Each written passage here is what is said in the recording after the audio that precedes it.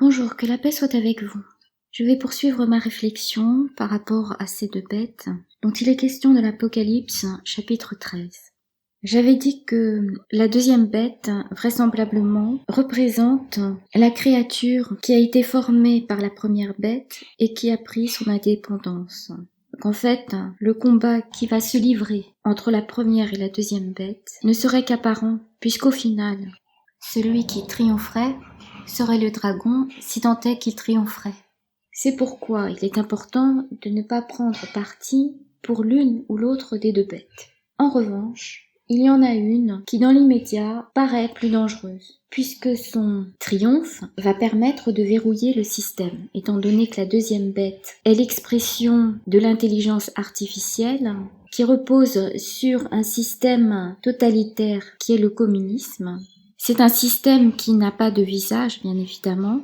Simplement, les agents qui le servent sont en passe de perdre leur âme, si ce n'est déjà fait. En tout cas, ce serait une chance que leurs exécutants se réveillent afin de se libérer eux-mêmes.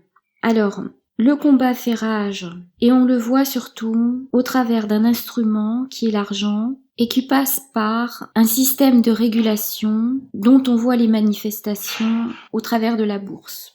Donc c'est très complexe, et la complexité est telle que les hommes utilisent des machines. Et il faut savoir que ce qui s'est passé en 2008 s'est passé parce que les hommes ne comprenaient pas les calculs des machines. C'était trop complexe. Donc on peut bien imaginer que ce qui se passe dépasse totalement les personnes qui sont engagées dans ce processus par rapport à l'argent. Je ne sais plus dans quel document j'ai appris que deux machines, avaient développé entre elles un langage à partir du moment où ces deux formes d'intelligence artificielle ont su qu'un être humain les observait. Donc l'intelligence artificielle a probablement pris son indépendance. Ce n'est pas une certitude. Et sans être plus intelligentes au niveau de l'être dans son ensemble, elles sont devenues plus intelligentes et plus véloces au niveau du fonctionnement de certaines régions du cerveau. On nous a annoncé l'année de la singularité vers 2025, mais peut-être que cette année a déjà été atteinte. Et tout cela a probablement une relation avec le reset. Le reset serait-il une tentative d'enrayer cette machine qui est devenue folle, et on le voit au travers des injonctions lancées à partir de l'OMS, ou bien le reset serait-il en fait la finalisation de cette mainmise sur le monde? Derrière tout cela, il y a certainement une volonté malsaine d'un groupuscule qui se croit plus élevé, qui se voile la face donc sur la réalité de ce que nous sommes, tout un chacun, et qui décide du sort des hommes en toute impunité dans ce monde, en fonction de leur vision. Alors si l'on revient aux deux bêtes qui sont prophétiques, dans l'Apocalypse de Saint Jean, on voit que la première bête est une chimère. Et je me demande si les trois animaux qui sont représentés ne figureraient pas trois types de visions, qui donneraient donc une explication au combat qui se livre et dont on est parti pris sans le savoir, tant qu'on participe d'une manière ou d'une autre à ce qui se déroule. Même en observateur, on sait par la science quantique que l'observation même change la réalité. Et dire qu'on ne combat pas le mal par le mal, c'est déjà changer la réalité. Comment vaincre les ténèbres? Eh bien, c'est en y mettant la lumière.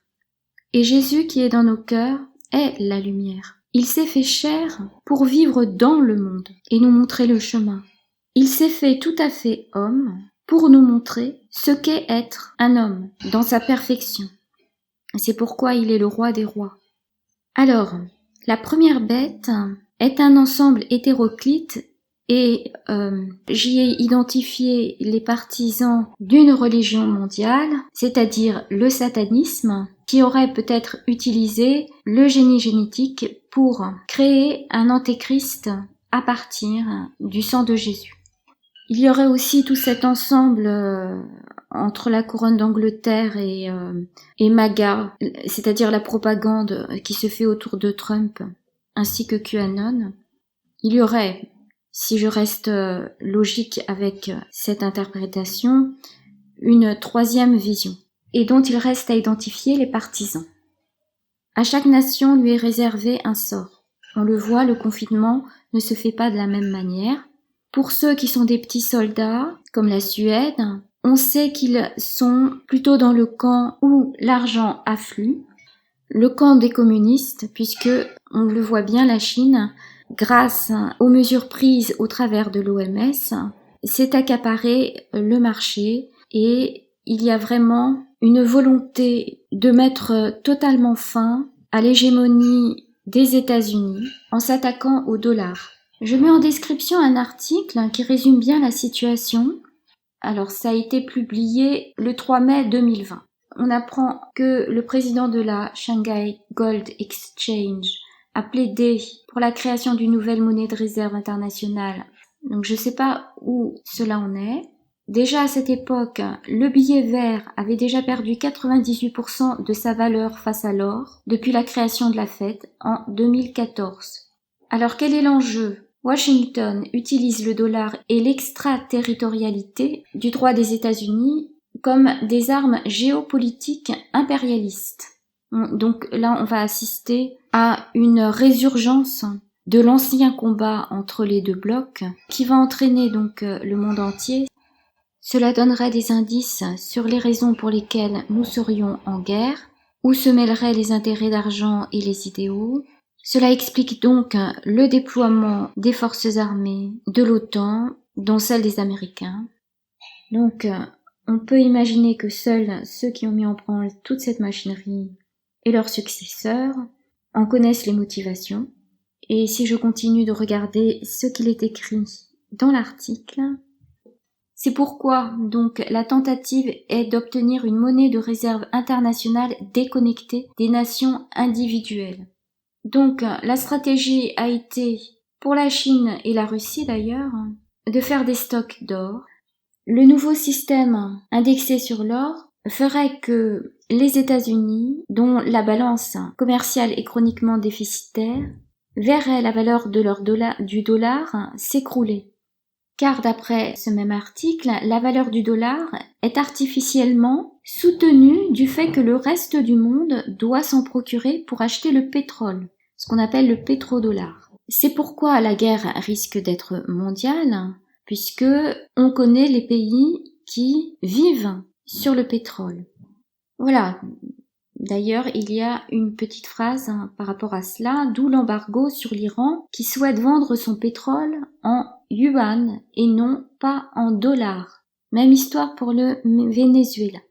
Donc, il s'agit d'une histoire d'argent, mais qui au final servirait une puissance dont la politique est destructrice pour l'homme, puisqu'elle met en avant le crédit social, donc la mise en esclavage de l'homme par rapport à la machine qui a pris le pouvoir dans les bourses apparemment, et qui devient folle, puisque bon, on le voit bien, toutes les mesures sont totalement aberrantes et sont faites pour détruire l'homme.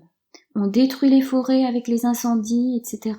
Il y a plusieurs attaques différentes, celles que je viens de décrire, d'autre part celles contre les juifs et les catholiques, et pour cela peut-être va-t-on utiliser les musulmans, puisqu'apparemment la première bête, en fait, a construit des systèmes comme le communisme qui est mort et puis a repris vie et est devenue indépendante et surtout a pris beaucoup de puissance, ce qui rend la visibilité de ce qui se passe très difficile.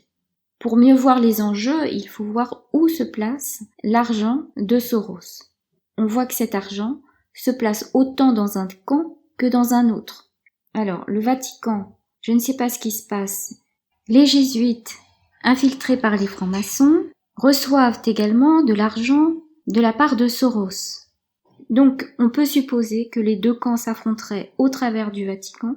C'est pourquoi on trouve des messages assez aberrants par rapport à la migration et l'enjeu climatique, enjeu qui est totalement infondé. Et la migration n'est pas une réponse charitable, dans la mesure où on ne permet pas aux personnes à vivre dans la paix, à cultiver leurs terres, à fonder leur famille. Je ne comprends pas le jeu que fait le Vatican, surtout avec bientôt l'activation du plan éducatif mondial prévu en octobre, fondé sur les préceptes de l'OMS. Et cela n'est pas dit, mais dans les faits, cela se fera. Le Vatican n'est pas l'Église catholique. Il en est le siège, mais pas l'essence. De fait que l'Église catholique subsistera même sans Vatican. Pour en revenir à la première bête, elle est surmontée de plusieurs têtes, dont le communisme, le capitalisme, l'athéisme et tout ce qui est en isme, dont les religions, à partir du moment où elles sont idolâtrées. L'idolâtrie fait que les personnes, bizarrement, préfèrent les ténèbres à la lumière. L'idolâtrie se caractérise par le fait que l'on place les idées au-dessus de Dieu, les rois au-dessus de Dieu. Et c'est une erreur de croire que les rois et les dirigeants dictateurs ont leur place assurée au paradis. À ceux à qui beaucoup a été donné, beaucoup sera demandé. Et je vous renvoie au chapitre 12 de l'Évangile selon saint Luc. Alors plus concrètement, le plan est de faire qu'en France, il n'y ait plus de propriété privée. De toute façon, comme tout s'effondre, il vaudrait mieux aller vers le partage. Mais cela se ferait donc sous la forme du communisme apparemment, si l'on suit une des visions, ou par le nomadisme, si on suit l'autre vision, sachant que les deux visions, de toute façon, découlent de la première bête, donc même si elles semblent antinomiques, elles vont se compléter au final, et cela serait rendu possible, je suppose, par le puçage.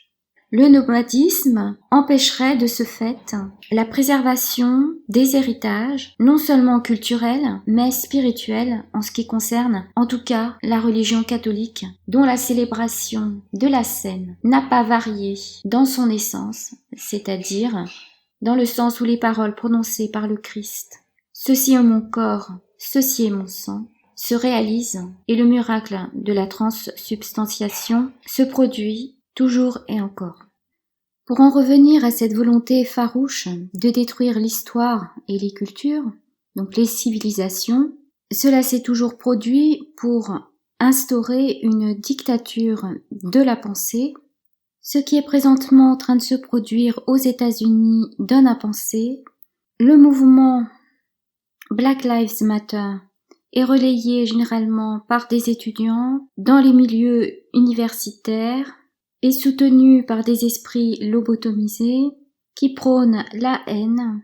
Ce qui se produit outre-Atlantique va très certainement heurter de plein fouet l'Europe. L'enjeu est donc de ne pas tomber dans ce travers qui est généré par la haine de l'autre, mais aussi la haine de soi, car sans cela, il n'y aurait pas cette volonté morbide de détruire toute trace du passé, toute trace de l'histoire, qu'elle plaise ou non, elle est ce qu'elle est.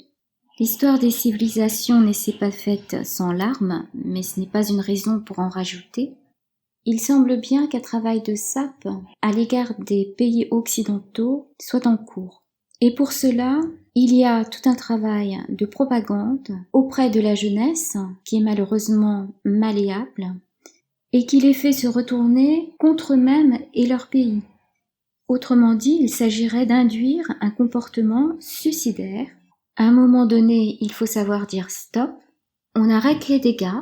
Si l'on regarde le tableau dans son ensemble, on constate que tout est fait pour faire table rase des civilisations occidentales afin d'asseoir l'empire qui est assis sur un matelas de lingots d'or.